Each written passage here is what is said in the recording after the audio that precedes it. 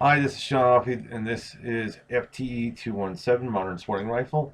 This is week 6, assignment 6. Again, we're going to go through a 5-part series of between the lecture and so we're going to look at stripping the firearm in part 2, lecture material, part 3, resources aftermarket, and part 4 is going to be articulate where we do dimpling on the barrel, and part 5 would be a drop test. Again, I've already removed the bolt carrier group and charging handle, and I'm going to go ahead and I already have the pivot pin halfway out.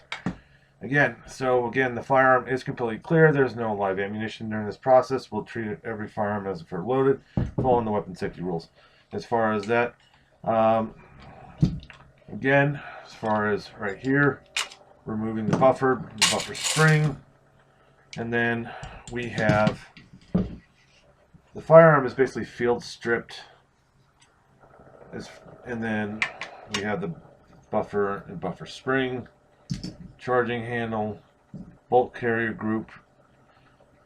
Now, as far as I put this together, again, that's part 1. Part 2 is, again, we talk about articulate how to show the actual performance of the aesthetics of the firearm.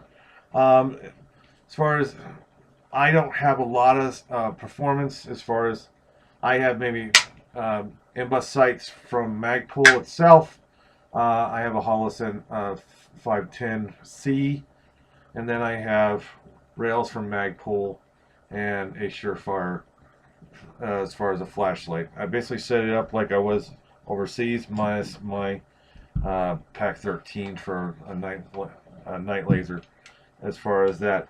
Now, for part 3, it says compare aftermarket triggers. Again, I have a CMMG drop-in trigger.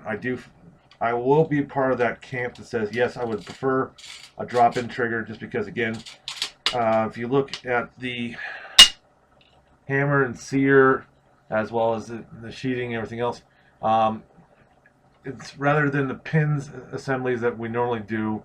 It's such a tighter set of assembly as far as that, and it gives me such a better as far as shooting, follow-up shots, reset, everything. It just makes it so much easier for me to work with. As far as part 4, if we were going to talk about dimpling, I would say yes, just because speaking from personal experience with this very firearm, I had to deal with the gas tube popping out of place, and I had to have a gunsmith look at it and reset the gas block and the gas tube to make sure that everything was properly in place. So for me, dimpling is going to be a must. So again, with my build project, as far as the class is concerned, I will probably go ahead and dimple with my tapping pins.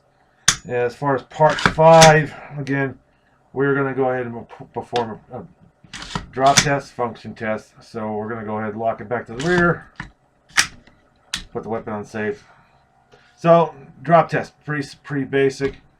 The AR-15 is a little finicky, where, again, if you hit it, it will send the bolt forward. As far as dropping it on the ground, as long as the weapon is on safe, the firing pin is going to be inert. That means the hammer is going to be inert. It's not going to affect anything as far as causing a negligent discharge, unless you go out of your way to make the firearm go off. As far as that, again, we've talked about, this is week 6, assignment 6. We've done disassembly. We've talked all about subjects 1 through 5. Again, I wish you a good evening, and I look forward to the next assignment.